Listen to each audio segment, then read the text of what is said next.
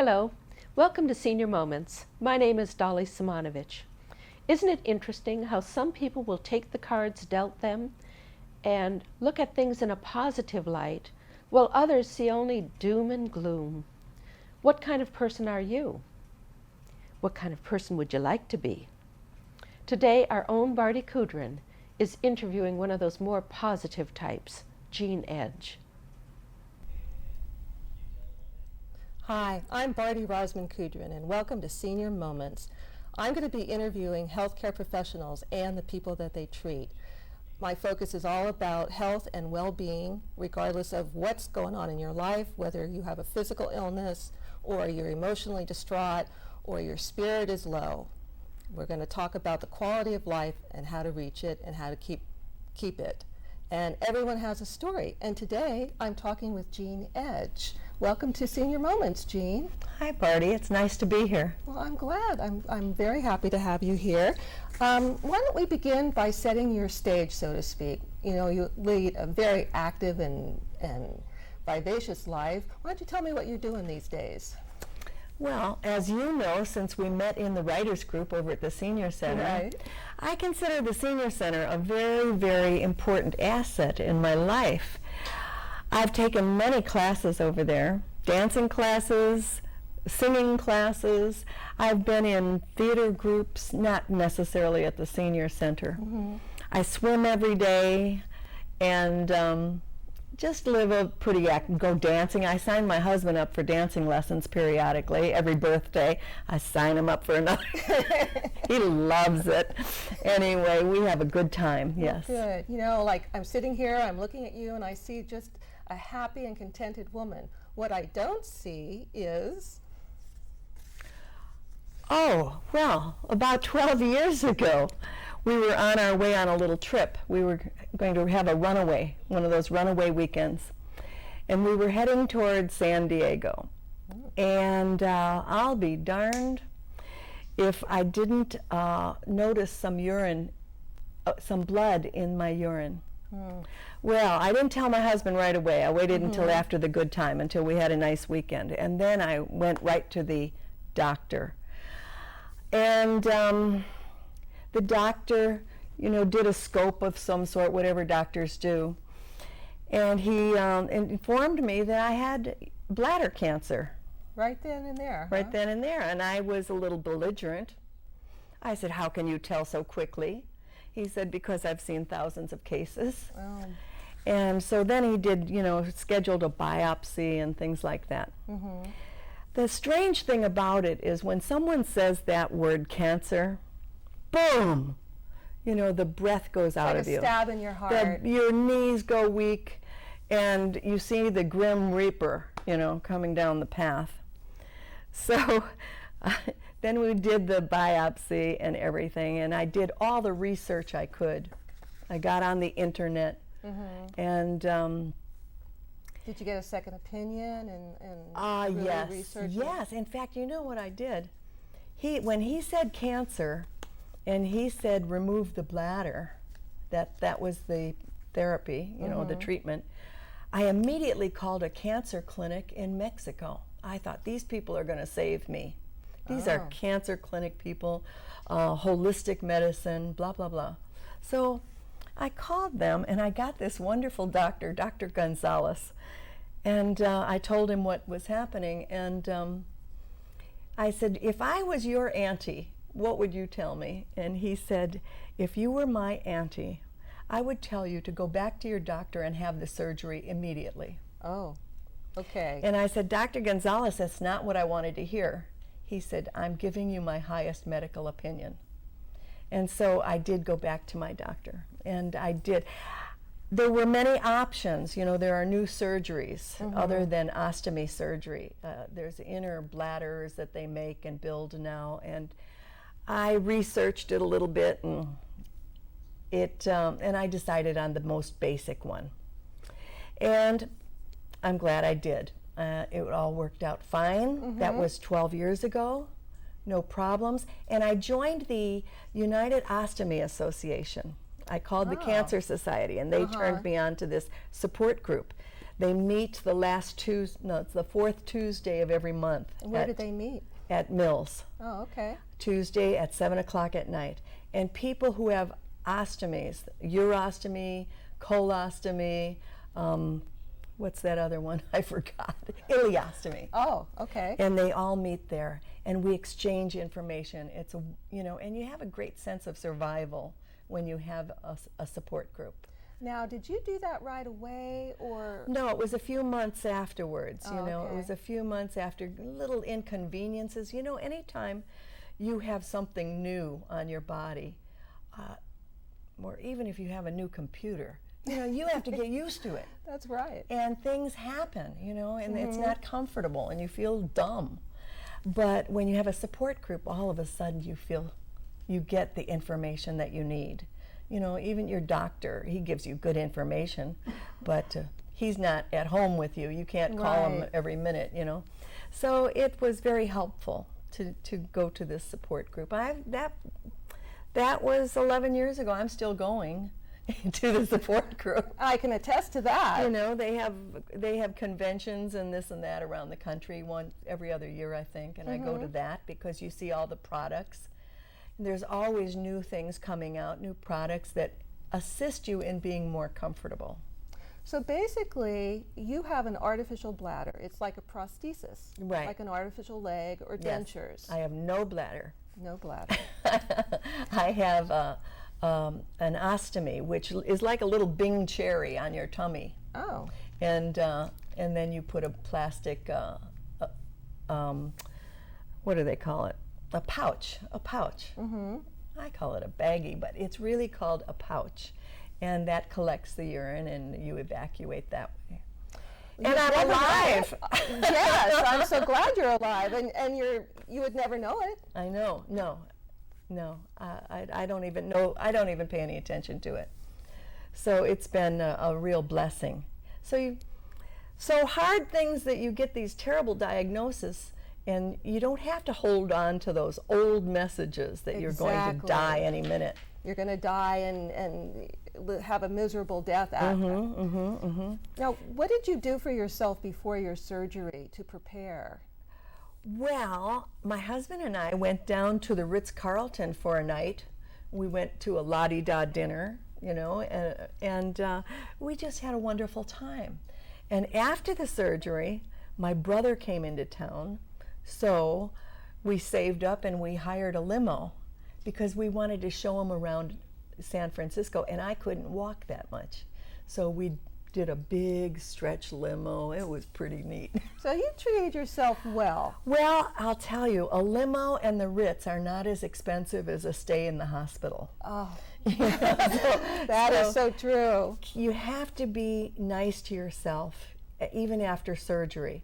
You have to always treat yourself well and learn as much as you can about well-being. You know, this program, like even the support group, is part of Mills Peninsula's wellness program. An excellent program. That's what it's all about. It's about wellness. Don't isolate.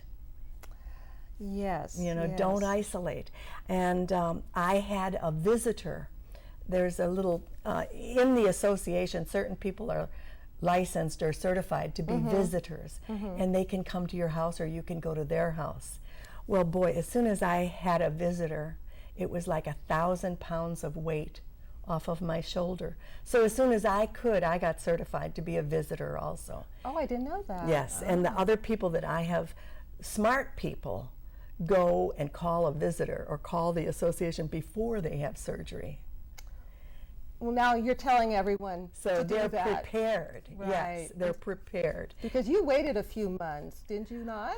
Yes. I don't know if it was about a month since the diagnosis to the surgery. You know, I don't remember what the time scale was. I was still safe, though. And someone gave you some really good advice. Would you like to share that with our audience? My minister, Sharon Connors, she came to visit me, and I was very lucky. I had the most handsome nurse in Peninsula Hospital and the most beautiful minister in San Francisco. And she came to me and I looked at her and I said, Sharon, I'm fighting this. And she said, Jean, have you ever considered not fighting and loving it? And I said, no, Sharon, I had not considered that. Well, you know, that is a perfect ending to this story. Thank you so much for sharing with me and our audience. It's been a pleasure. Thank you, Barty and Jean. It's all in the way you look at things, isn't it? You can face diversity and thrive, or you can just barely survive. Obviously, Jean has decided to live life to the fullest. Good for her. We'll be right back.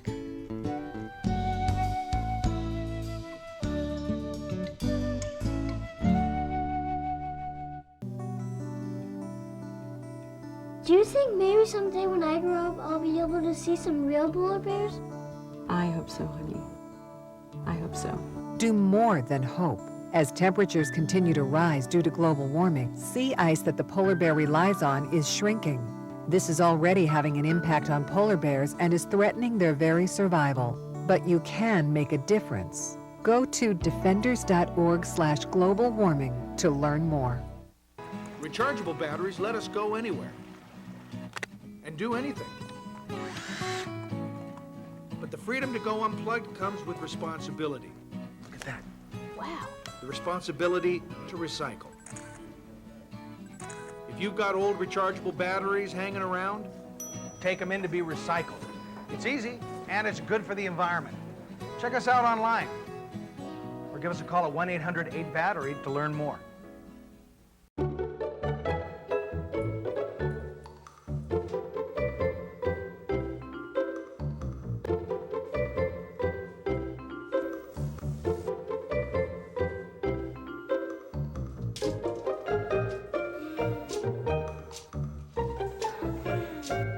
Bundle and save. Now you can get digital phone along with high-speed internet and cable TV from San Bruno Cable. Get all three and save a bundle. Call today. All cyclists, adults and children, should follow standard safety precautions. One of the first and best rules to remember is Always wear a helmet! never wear a hat under your bike helmet. The helmet should be worn level and cover your forehead. The straps should always be fastened. A head injury means a brain injury. If your helmet doesn't have a Consumer Product Safety Commission sticker, get one that does. Brought to you by San Bruno's Bicycle and Pedestrian Committee and San Bruno Cable.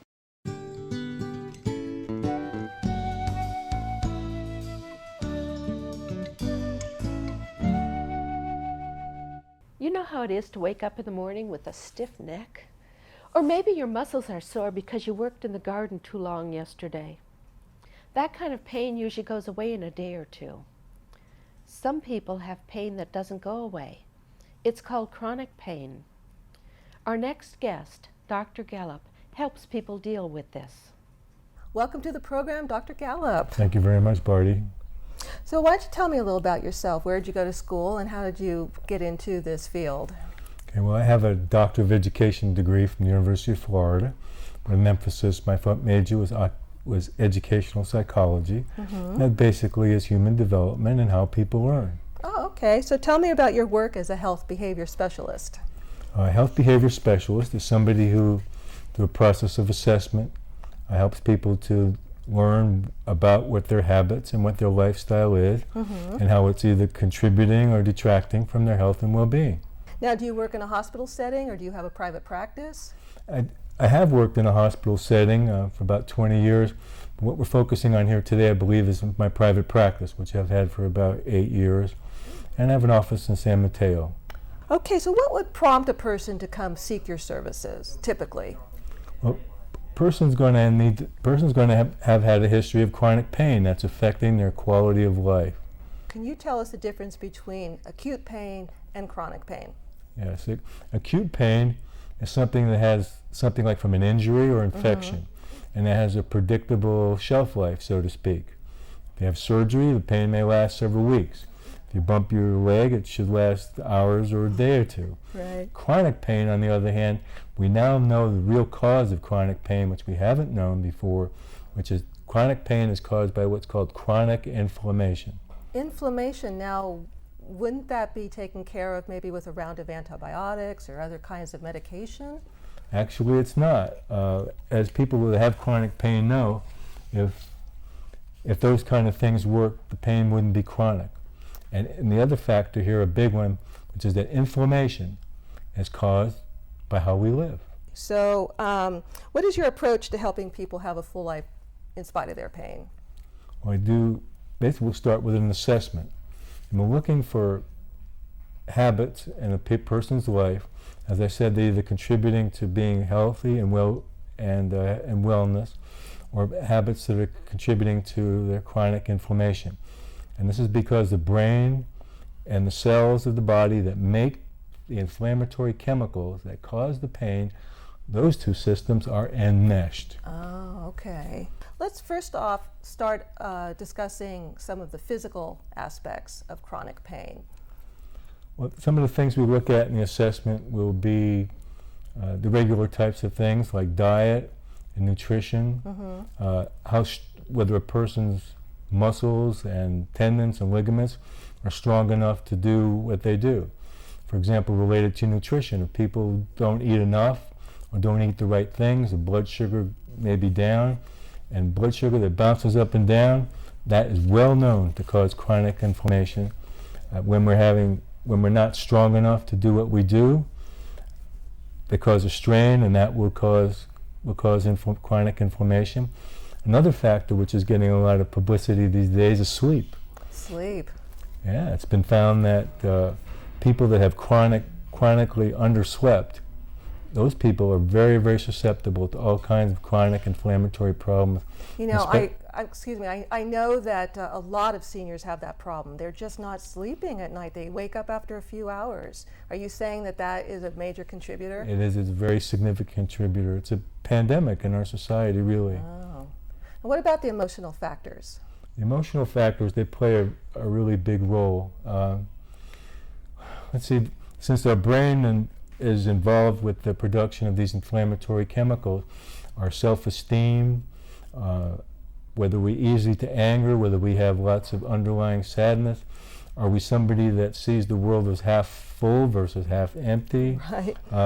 Do we feel socially and emotionally connected in the world, spiritually connected?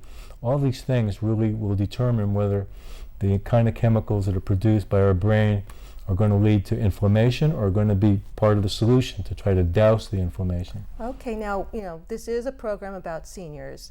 Can you tell me about seniors that you've treated or anyone in particular that you'd like to bring up? Oh yeah, one of my favorites is a 72-year-old woman who called me. I guess I saw her about 1.5 years ago. And her main complaints were that she had arthritis. She had it in her hips and her knees, and even some of the bones in her chest. She was on prednisone. She was seeing a doctor for quite a bit. She tried physical therapy, and she heard about my work. And those other things, of course, weren't working. Otherwise, she wouldn't have called me. And arthritis is a very common complaint. A very common complaint, especially among seniors and people over 50. And so I did a complete assessment, and the main things we found that were on the positive side was she's very well connected to her family. She was an artist, a fine artist. Oh. She was still working part-time. She's a very, very determined person. And on the side that wasn't the behaviors that were not contributing to her well-being was that she wasn't eating. She was eating 1 or 2 meals a day. She had stopped moving, and she didn't really have close relationships with peers. Oh, okay. So that brings in the emotional element, which is such a integral part of the whole body, mind, and spirit connection. Exactly. And what we did was we made up a very concrete and individualized plan for her of when she was going to shop, what food she was going to take to lunch and for dinner, plans to make social contact specifically, headed off to the senior center, or there was a woman that she had met at a local bead shop. And also a very specific and very slowly upgrading program to build up her activity tolerance again. Because what happens is when we have chronic pain, all of us that know about that, and I have had chronic pain most of my life, is that when you hurt, you don't want to move. Exactly. but if you don't move, you get weaker, and then the more easily you're going to hurt. So you've got to break the cycle. And I imagine you start them off very slowly and carefully so that they don't risk any injury, or it's not too overwhelming to them. Exactly. Start really slowly. And with each person, it's going to be different. And for her in specific, it was 2 blocks. I still remember 2 blocks. And she said, "How is 2 blocks going to help me?" I said, "Well, you got to start somewhere." And after a while, she was building up, and she was taking a lot of pride in it. Now, how many blocks did she get up to? Do you know? And she was actually able to make it up to about 1.5 miles through her neighborhood. That's yeah. terrific. It's pretty amazing. She was very excited. Now, how long of a process was that for her to go from 2 blocks to maybe 1 mile, 1.5 miles with her friends? It took about 7 or 8 months in her case. And actually, the way you said that, it was actually correct. She did develop a friendship from the woman that worked in the local bead store, and they started walking together. That usually happens because once you get out, you're going to see people, you're going to pass people, and you're going to notice, and you're going to strike up a friendship. Exactly, and I was hearing from her, and under the direction of her doctor, they started reducing her prednisone and some of the other pain medications she was taking, and she was just thrilled. And we had a family meeting. Ah, now how did her family members, were they resistant at all, or how did they react to this? Well, they were thrilled. These are her adult children, and they were really sad to see their mom suffering for so long. Right. And they were glad to see her life starting to change around. They were thrilled. And they gave her all kinds of support and kudos and pats on the back during this family meeting, and is there anything that they can do? And one of the grandchildren brought a little card for me that said, "Thank you for helping Grandma." Okay, well now, I hope that these behavioral techniques that you taught your client rubbed off on her family members as well. Well, one of her sons actually self-referred himself to me. He was in his 40s, but he had some chronic pain as a result of what he called mountain bike riding. Ah, yeah. So I worked with him for a while. But what was most impressive about this woman was her willingness to take responsibility. I call it personal responsibility for her issues. Now, she had to kind of hit a bottom there, but she did it. She was willing to change her habits, change her life, and that's the road less traveled. So you're saying that it begins with choice. It absolutely does begin with choice. And what I offer is, I offer the science, I offer the information, I offer the guiding and mentoring that I can do as a result of my own chronic pain, successful struggles, and working with other clients.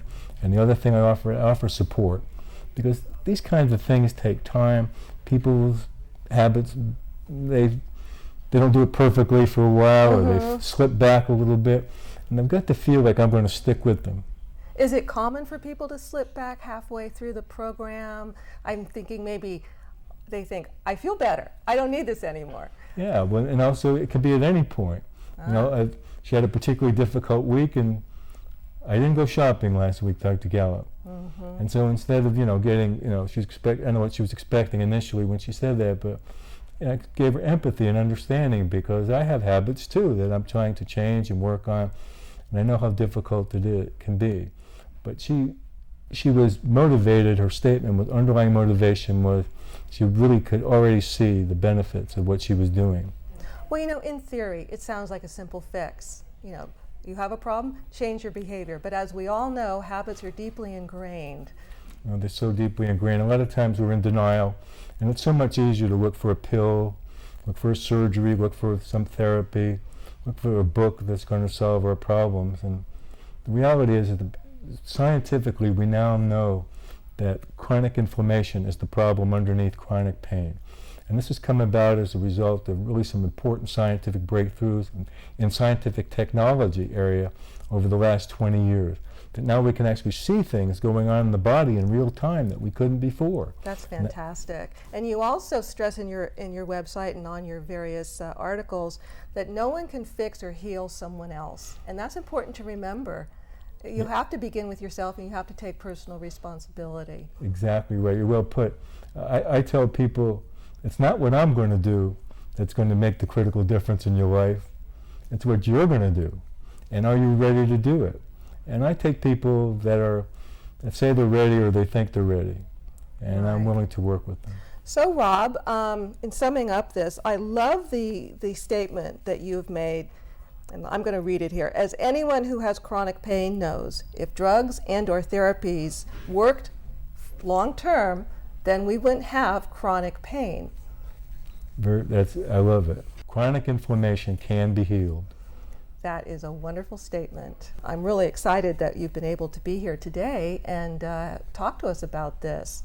You know, it's such an important factor because chronic pain and seniors go very much together. Yes, it really does. They do go together. We're more susceptible to chronic inflammation and chronic pain as we age. As we age. Okay, so that's important to know as well. Yeah.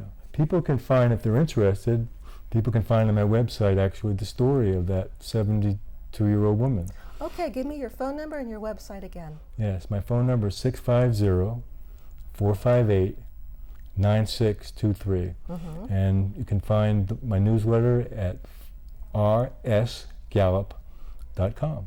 People can have a free subscription if they like through the website, or I can mail it to them if they contact me. And they don't have to be your clients. Do not have to be my client. Okay. And then, of course, they can subscribe to your newsletter. If they don't have a computer, they can get it by mail. Exactly. You can call me. I'd be very, very happy to send it to you. I hope you enjoyed our program. See you next time on Senior Moments.